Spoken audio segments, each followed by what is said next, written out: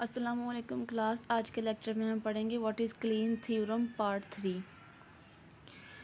तो clean theorem part 3 की statement हमारे पास है, if the language can be expressed by a regular expression then there exist an F A accepting the language. अगर कोई language जो है रेगुलर एक्सप्रेशन को एक्सप्रेस कर रही है तो वहाँ पर एक एफ ए जो है एग्जिस्ट कर सकता है जो कि इस लैंग्वेज को एक्सेप्ट कर सके।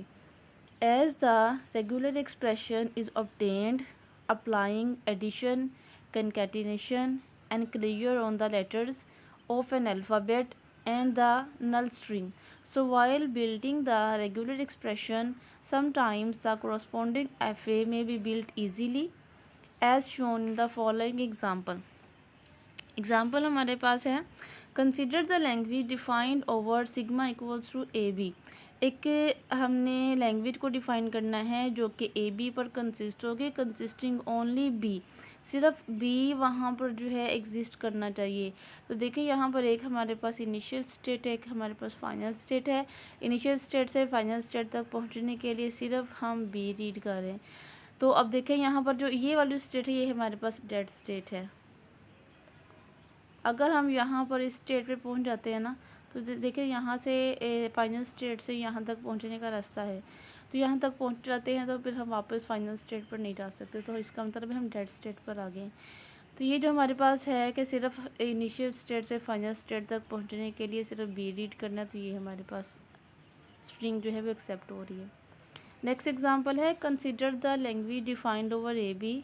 हमने एक लैंग्वेज डिफ़ाइन करनी है जो कि ए बी पर कंसिस्ट होगी, कंसिस्टिंग ऑफ ओनली नल। यहाँ पर सिर्फ नल आना चाहिए। तो देखिए यहाँ पर जो है हमारे पास एक ही इनिशियल स्टेट है, एक ही हमारे पास फाइनल स्टेट है, और कोई भी यहाँ पर जो है इनपुट जो है वो एग्जीक्यूट नहीं कर रही। तो यहाँ पर जो है वो नल एग्जीक्यूट, जहाँ पर कोई भी इनपुट एग्जीक्यूट नहीं कर रही होती, कोई भी ट्रांजिशन वहाँ पर मूव नहीं कर रही होती, वहाँ पर जो है वो नल एग्जिस्ट कर रहा होता है। तो इस वजह से यहाँ पर देखिए कंसिस्टिंग ओनली नल, तो यहाँ पर सिर्फ नल आ रहा है। अब यहाँ से इस स्टेट से अगर हम इस स्टेट तक पहुँच भी जाते हैं तो ये हमारे पास है डेड स्टेट।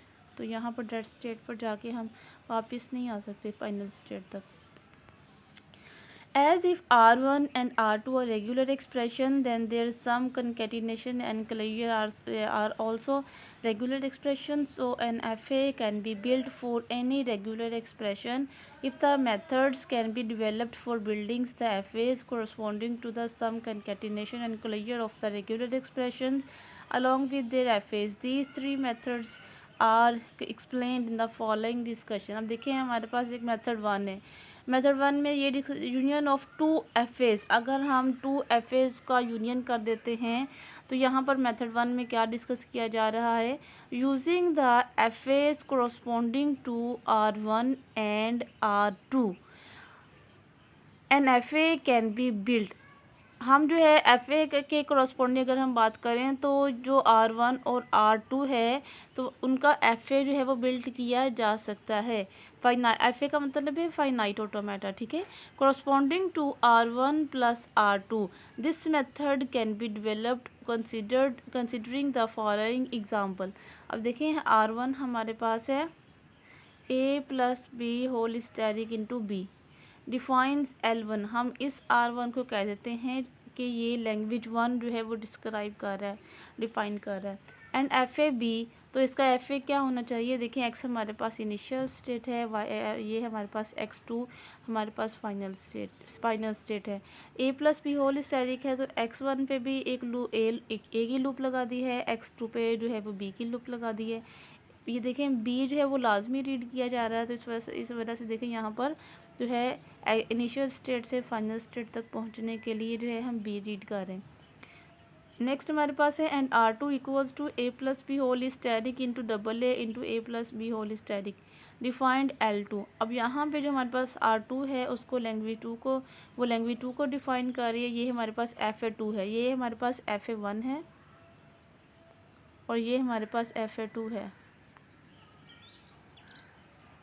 ठीक है। y1 हमारे पास इनिशियल स्टेट है, y3 हमारे पास फाइनल स्टेट है।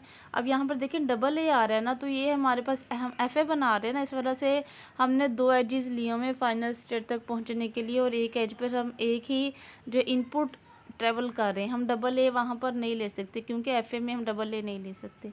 देखें ए लिया, y1 से हम y2 तक पहुंचने के लिए ए रीड किया, और y2 से y3 तक पहुंचने के लिए हमने ए रीड किया, ये वाला।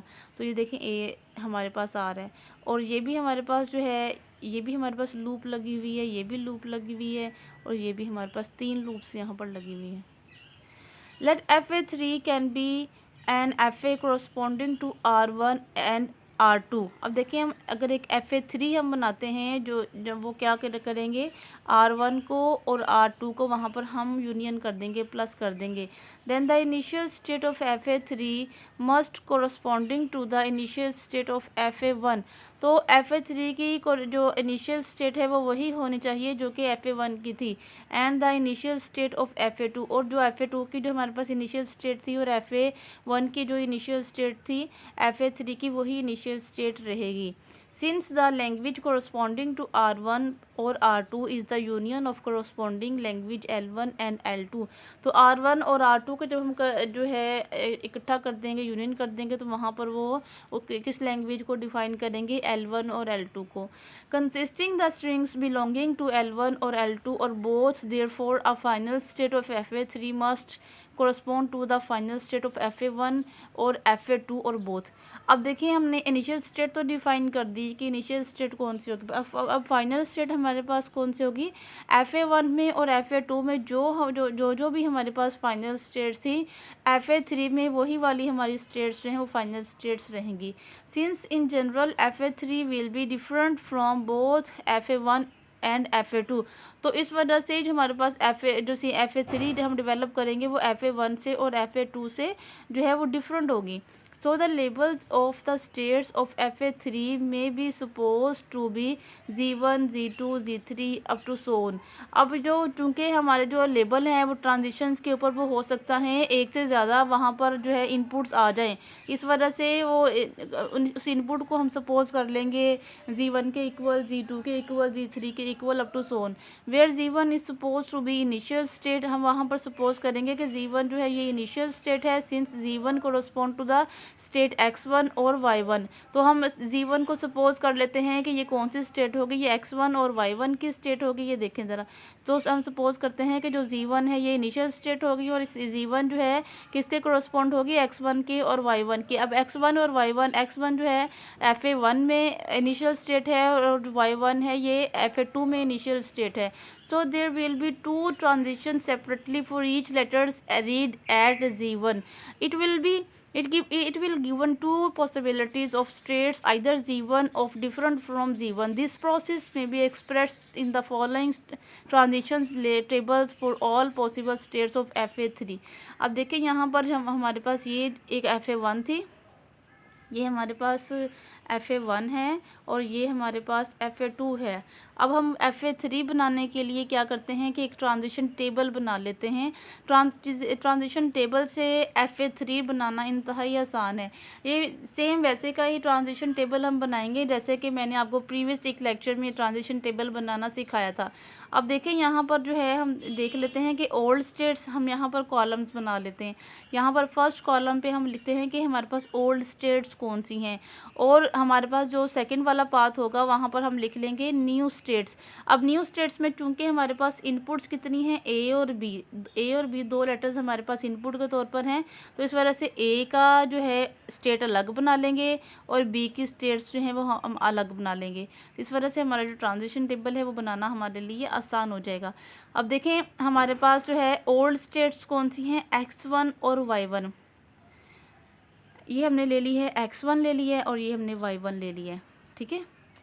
अब यहाँ पर देखें ए रीड करते हुए X1 से हम पहले X1 को देख लेते हैं। हम सपोज करते हैं सिर्फ हमारे पास सिर्फ X1 है, Y1 हमारे पास नहीं है। फ़िलहाल हम सिर्फ X1 को देख लेते हैं, ठीक है। फ़िलहाल हम X1 को देख लेते हैं। हम सपोज कर लेते हैं कि फ़िलहाल यहाँ पर X1 एग्जिस्ट कर रहा है, Y1 एग्जिस्ट नहीं कर रहा। उसको थोड़ा मैं कर देती हूँ। देखिए x1 है, अब x1 से a रीड करते हुए किधर हम जा रहे हैं, अब देखें यहाँ पर x1 से a रीड करते हुए x1 पर ही मौजूद है, तो यहाँ पर हमने लिख दिया x1।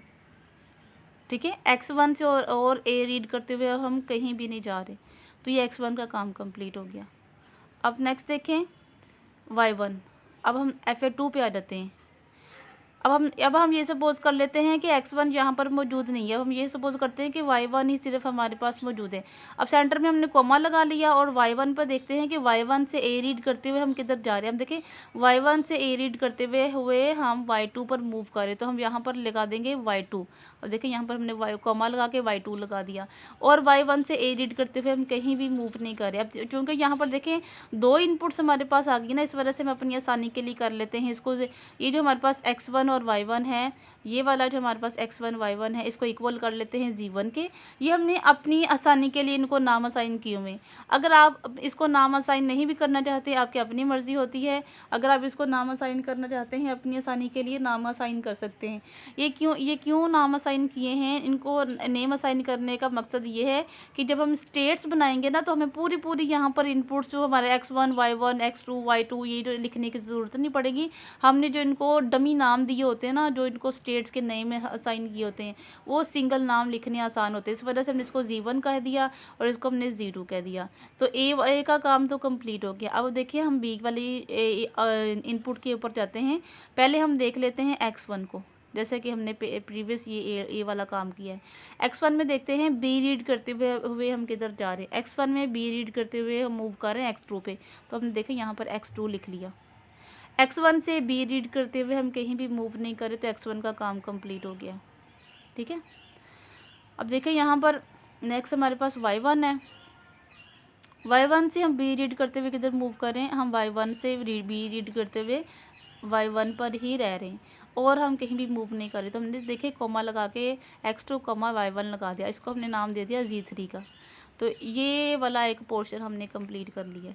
ठीक है, तो अब देखिए नेक्स्ट हमारे पास है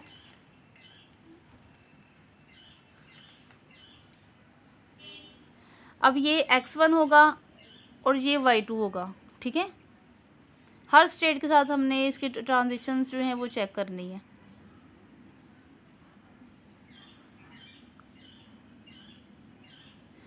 अब x1 से देखते हैं कि a रीड करते हुए हमने किधर जाना है। ये हमने कैसे लिया, अब यहाँ से देखें, यहाँ से हमें कैसे पता चलेगा कि ओल्ड स्टेट हमारे पास कौन सी होगी। हम ये वाली जो ओल्ड स्टेट है ना, ये ले लेंगे, इसको यहाँ पर ले लेंगे। पहले इसको हम जो है वो सॉल्व करेंगे, फिर हम जो है इसको सॉल्व करेंगे, फिर नेक्स्ट मैं आपको बताती हूँ कि किस तरह से हमने करना है। अब हमने नेक्स्ट जो लेना है वो नेक्स्ट इस ट्रांजिशन को यहाँ पर लिख लेना है। ये जो हमने न्यू स्टेट बनाई है ना, न्यू स्टेट को हमने यहाँ पर ओल्ड स्टेट में लिख लेना है एज इट इज़। देखिए x1 y2 है इक्वल टू g2, तो ये हमने इधर लिख लिया है। ठीक है, यहाँ पर आपको मैंने ये बता दिया है कि न्यू स्टेट जो हमने बनाई थी उसको हमने ओल्ड स्टेट में लिख लेना है। अब देखिए x1 से हम a रीड करते हुए किधर जा रहे हैं, x1 से a रीड करते हुए x1 पर ही रह रहे हैं। ठीक है, x1 पर ही रह रहे हैं, x1 लगा दिया और हम कहीं भी मूव नहीं करें। अब देखिए नेक्स्ट हमारे पास y2 है, तो y2 से हमने a रीड करते हुए किधर जाना है, y3 पे, y3 लगा दिया, इसको नाम असाइन कर दिया g4 का। अब हमारा ये काम ख़त्म हो गया a वाला, तो हमने b वाला काम चेक करना है। x1 से b रीड करते हुए हम किधर मूव कर रहे हैं, x2 पर, और कहीं भी हम मूव नहीं कर रहे। और y2 पर हम b रीड करते हुए कहीं जा रहे हैं, y2 से हम b रीड करते हुए y1 पर मूव कर रहे हैं, तो हमने यहाँ लगा दिया y1, इसको नाम असाइन कर दिया g3 का। दूसरा वाला पोर्शन हमारा कंप्लीट हो गया। अब देखें ये वाली जो हमारे पास न्यू ओल्ड स्टेट अब कौन सी है कि ये वाली x2, ये इधर आ जाएगी, x2 y1 equal to g3, इसको हमने g3 का नाम दिया हुआ है। अब चूँकि y1 जो हमारे पास है, y3 जो हमारे x2 हमारे पास चूँकि फाइनल स्टेट है ना, तो देखिए यहाँ पर प्लस का साइन लगाया हुआ है। प्लस के साइन से हमें पता चल जाता है कि ये फाइनल स्टेट है। तो जहाँ जहाँ भी फाइनल स्टेट होगी वहाँ पर हम प्लस का साइन लगा देंगे, जो हमारे पास इनिशियल स्टेट होगी ना उसके साथ हम माइनस का साइन लगा देंगे। देखिए Z1 के साथ माइनस का साइन लगाया हुआ है, ये माइनस का साइन शो करता है कि ये हमारे पास इनिशियल स्टेट है, और ये प्लस हमें शो करता है कि ये हमारे पास फाइनल स्टेट है। Z3 हमारे जहाँ जहाँ भी Z3 आएगा ना वो हमारे पास फाइनल स्टेट होगी। अब देखें x2 y और y1 है, इसी तरह से जहाँ पर x2 से a रीड करते हुए कहाँ मूव कर रहे हैं वो लगा देंगे। x2 से a रीड करते हुए हम मूव कर रहे हैं x1 पर, तो हमने यहाँ पर लगा दिया x1, और हम कहीं भी मूव नहीं कर रहे। तो अब y1 की बारी है, y1 से a रीड करते हुए हम मूव कर रहे हैं y2 पर, तो y2 हमने लगा दिया यहाँ पर। a वाला काम कंप्लीट हो गया। b की जानिब पढ़ते हैं, तो देखें x2 से b रीड करते हुए किधर मूव कर रहे हैं, x2 से b रीड करते हुए x2 पर ही रह रहे हैं, तो x2 लगा दिया हमने। अब y1 से b रीड करते हुए किधर मूव कर रहे हैं, y1 से b रीड करते हुए y1 पर ही रह रहे हैं, तो x2, y1 आ गया, इसको हमने Z3 का नाम दे दिया। अब देखें यहाँ पर क्योंकि x2 और y1 हमारे पास ऑलरेडी एग्जिस्ट कर रही थी, इसको हमने Z3 का नाम दिया हुआ था, इस वजह से इस स्टेट को हम नया नाम असाइन नहीं करेंगे, बल्कि इसको नहीं वही नाम असाइन करेंगे जो हमने इसको पहले दे दिया हुआ है। अब देखें इसका तीसरा वाला काम भी कंप्लीट हो गया। अब देखें हमारे पास नेक्स्ट x1, y3 की बारी है। x1, y3 हमने कहाँ से लिया, यहाँ से, तो इसको हम यहाँ पर लेके आएंगे। x1 पर रीड करते हुए हम a रीड करते हुए किधर जा रहे हैं, x1 पर ही रह रहे हैं। y3 से a रीड करते हुए किधर जा रहे हैं, y3 पर ही रह रहे हैं। इसको हमने Z4 का नाम दे दिया, क्योंकि ये न्यू हमारे पास एक स्टेट बन गई है जो पहले एग्जिस्ट नहीं कर रही, तो इसको हमने Z4 का नाम दे दिया है। अब यहाँ पर देखें Z4 चूँकि y3 हमारे पास चूँकि फाइनल स्टेट है ना, तो इसको वजह से Z4 को भी के साथ ही प्लस का साइन लगाया हुआ है। अब b रीड करते हुए किधर जा रहे हैं, x2, y3, इसको हमने Z5 का नाम दे दिया।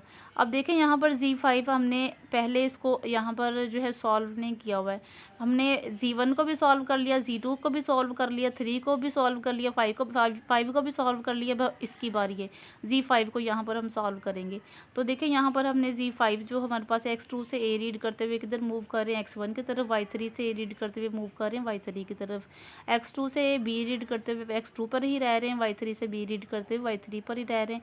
तो जो चूँकि हमारे पास कोई Z6 अवेलेबल नहीं है, कोई न्यू स्टेट हमारे पास नहीं बनी, हमने सारी स्टेट्स को एवेलुएट कर लिया है। अब देखिए हम यहाँ पर इसकी इस ट्रांजिशन ग्राफ को देखते हुए, इस ट्रांजिशन टेबल को देखते हुए ट्रांजिशन ग्राफ हमने बनाना है।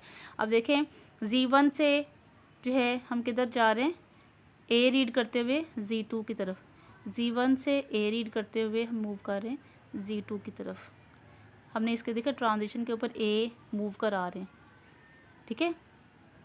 अब देखें Z1 से b रीड करते हुए Z3 की तरफ, अब Z1 से b रीड करते हुए Z3 की तरफ। अब चूँकि Z1 हमारे पास इनिशियल स्टेट थे ना, इसके साथ हमने लगा दिया माइनस का साइन, और Z3 हमारे पास चूँकि फाइनल स्टेट थी, इसलिए हमने Z3 के साथ लगा दिया प्लस का साइन।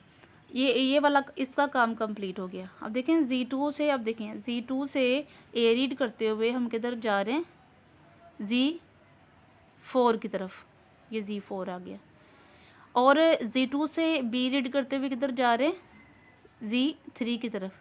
तो ये देखें b रीड करते हुए हम मूव कर दिया Z3 की तरफ, ये भी इसका भी काम कंप्लीट हो गया। अब नेक्स्ट चलते हैं, इसकी बारी आ गई, थर्ड रो की बारी आ गई, Z3 आ गया।